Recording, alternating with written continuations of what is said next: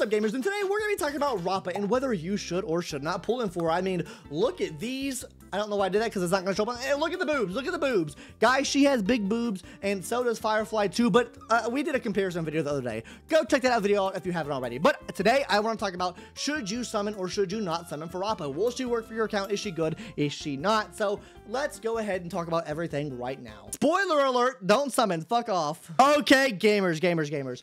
Let's go ahead and hop into the pros and cons here. As you can see, guys, what we have listed is we have the damage for a pro, we have PF Fiend for a pro, and SP for a pro. And then for cons, we have toughness, no in between, and needs the break. But guys, first things first with the damage, the multipliers. Now, she is getting a lot of multipliers, guys, right? She is getting break effect, break efficiency, break damage, bonus percentage, or whatever it's called, vulnerability, and super break damage. All of this does culminate. All this will play into the overall super break damage that you're doing, but this is like a super break bonus kind of, right? So you can kind of put like super break bonus. She has 60% there of super break. But the big thing with Rappa, guys, that we can finally talk about now is that Rappa is giving up to a 500% damage bonus multiplier, okay?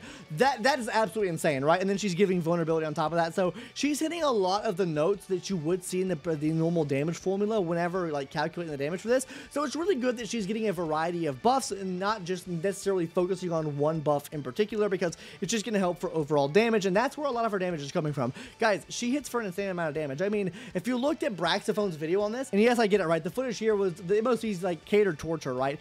Even if you were to take half that damage, which is realistically what she can, you play Light Cone, if you add the S1 on top of that, you're talking the damage is going to increase, your speed's going to increase, like, it's not even speed, action advance. She just gets more turns, so more damage overall, like, insane. She is absolutely insane with the amount of damage she does. Next, I want to talk about her being a pure fiction fiend. And these are the main things that really help her in pure fiction, right? First of all, guys, enemy count. There are a fuck ton of enemies in pure fiction, meaning she can get the buff for this break damage bonus up really effectively right now. Obviously, this new MOC right now really caters towards her because of the exoskeleton the enemy has on. I wonder what characters are going to have that in the future. I wonder if maybe some people should be saving for the second part of 2.7 when a certain someone comes out.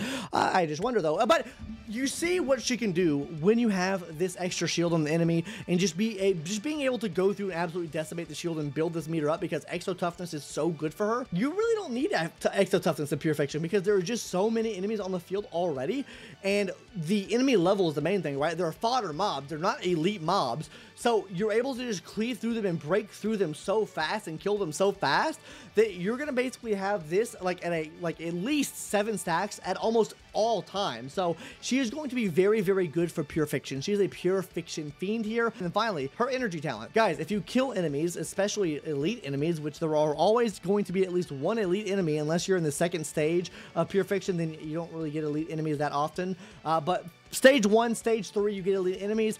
Her energy talent is going to play into effect here, because after you get these damage and get these kills off here, she's giving herself extra energy back. Not to mention, whenever you're using this ultimate move so many times, or I guess the enhanced basic attack so many times, she's getting energy back for that as well, every single attack that you do with that. So she's practically going to have a 100% uptime on the ult at all times, or on the enhanced basic attack at all times anyway. So she is going to be absolutely amazing for pure fiction. Now, what we just mentioned there, SP, right? She uses enhanced basic attack, which means she is not as SP negative as someone like a Firefly, right? So that's something like that she triumphs over Firefly for. She is more SP neutral, I guess, like small SP negative, like not that SP negative in comparison to some other DPS in the game, because realistically, if you have Light Cone, you only need 1 skill for rip. If you don't have Light Cone, then just take 2 turns off rip, because your enhanced basic guy is going to be consuming 0 SP. And if you see videos like Brax's videos, now obviously this is catered towards it because they have the Exo Shield, right? Which I wonder what character's coming. Like, I haven't been mentioning that the whole video, right?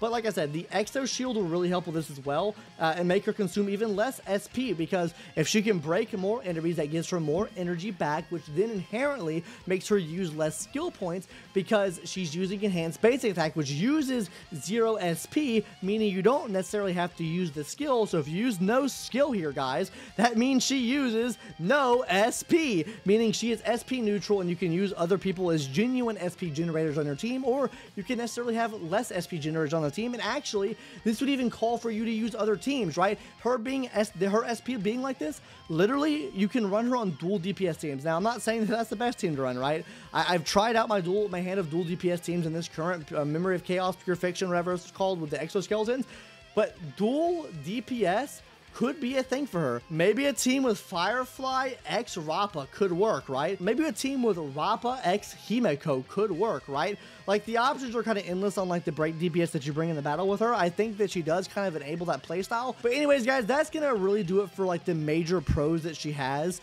We're gonna kind of talk about the cons now. Toughness. Oh, toughness is a rough one, guys. All right, guys, so let's go ahead and talk about some of the things that have to do with the con of toughness, right? First of all, she does really low toughness damage. Like, she does fuck all toughness damage. I'm sure you can see from this clip here now on screen of how much low toughness damage she actually does. She doesn't do very much, okay? So this actually plays into this as well, guys. She's going to be relying more so on the team to help break the enemies now. So someone like Harmony MC or someone like maybe a Himiko on the team, like that's why I said dual DPS maybe could work here, because she is technically, I guess, more SP neutral if you can get her into that state. She's like Blade in a sense in terms of her SP positivity, negativity, whatever you want to call it, right? So I kind of see her needing other teammates to help with that break. And guys, as you know with break characters, no break is no damage. She is not doing damage off a break. If the enemies are not broken, she is not doing damage. Guys, the big thing with this right here is she plays so much into these multipliers, doing huge damage for her. She actually takes a bigger damage loss when they're not broken in comparison to someone like Firefly, right? Which we'll talk about in a second here. But these damage multipliers only play when the enemy is actually broken, because all of these will then feed into the initial break, and then also it'll feed into your super break damage as well. And that's why I feel like she has these multipliers, because she has such a low toughness damage that from having the low toughness damage, she is inherently given all these buffs. Or I guess she's given all these buffs, so she inherently has to have low toughness damage, because it would be cracked if she could go into battle and implant, which we're going to talk about in a second here, but implant enemy weakness, destroy enemy shields, and do this amount of damage. That would be a hella power creep to Firefly. Firefly would be immediately power creeped if that were to happen. And that's the big thing here. No implant. This is really sad to see, guys. This is why I don't think she is going to, I guess, overall surpass Firefly, because she has no weakness implant. Weakness implant is just super, super strong, because then you don't have to rely on 50% less toughness damage, right? Because, I mean, if you don't have the implant quite a lot, and that's why I think that Firefly is better in a lot of ways than her, just because of the weakness implant and the speed of which you can actually break the enemy shield with just Firefly. Now let's go into no in-between. Now what I mean by this, guys, I kind of mentioned in the past video as well, is that she's a PF Fiend but no in-between, and I kind of want to draw something up here for you guys to kind of show you what I mean by this. And what I mean by this, guys, of no in-between, is that I think she's really great for Pure Fiction, right? So what I want to do here is kind of like visualize what this means, right? So let's say her circle is the biggest here, right? Like, she does the most impact of this game mode right here, right? How I see it is that while she is so good for this game mode, the more and more you get on the line here, guys, that smaller and smaller that circle is going to get here. I see it as a linear progression to how much she's able to do for each of these game modes. That's not to say that she's bad for Memory Chaos. That's not to say she's bad for APOC Shadow. Let's say someone like a Firefly, right? I know we're doing a Firefly comparison right here, but let's say someone like a Firefly, right?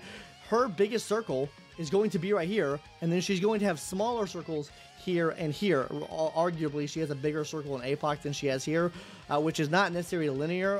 They just kind of pick and choose there, but this is how I think it's going to go right here, right? But this is how I think it's going to work for her, right? I mean, she's going to work super well in Pure Fiction. She's going to work super well in Memory Chaos still, and then she's just not going to work as well in APOC Shadow, but she will still work in APOC Shadow, right? I think she'll get power crept more easily in APOC Shadow than she does in something like Pure Fiction. I think she'll get power crept easier in Memory of Chaos than she does with something like Pure Fiction, right? So that's kind of how I see the progression there. Same thing for Boothill. Boothill is great for this. Boothill is literally just her in the opposite direction, right?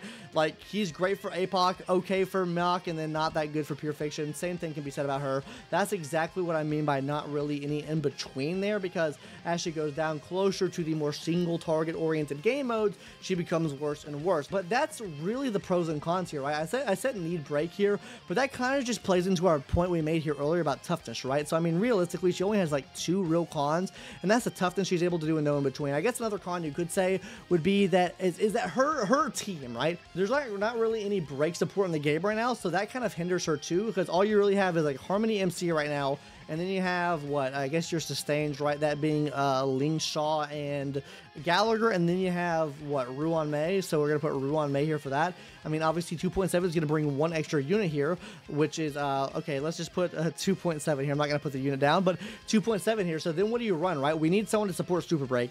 Harmony MC is in the near future talking about why you should just skip everything for 2.7. If you want to see that, subscribe to the channel now. And if you want to listen to this funky Wii music we're listening to right now on stream, well, because I'm streaming right now, join us at twitch.tv/YouTube Can't See Me. And you'll get some cool music, maybe Naruto openings, maybe anime shit. I don't know. Come to our streams and see. Maybe you'll see me kick someone's ass as Captain Ginyu and Sparking Zero. Hey, Tecton, I challenge you to a 1v1. You could never beat me because you couldn't beat 8 Vegeta, you dumb bitch. Anyway, sorry guys. Let's go ahead and talk about the banners. Okay, okay. The banners are ass, quite frankly. I'm just not even going to sugarcoat it. The big problem that I have with the banners, guys, is literally the strengths of these banners do not help Rappa. These banners do not help Rappa in the slightest, guys. These two guys right here, Lynx and whatever her name is, Yukong, they more so help him out here. I mean, the only thing that I could see helping is maybe if the enemies are weak to whatever this is, Quantum, right? Or I guess you could run them in any scenario, right? Maybe you run them as a dual DPS on one team together. That's the only viability that I see here, right? And with her being like the main DPS here, kind of cringe right now. Would you skip Rappa for Dan Heng? Absolutely the fuck not. Bro is washed up more than a fucking, what? Washed up more than the beach homes in goddamn Milton, Florida right now, okay? You need E2 for him to really work now. I mean, like, I'm sure you could get him to work without E2, but E2 is like super high in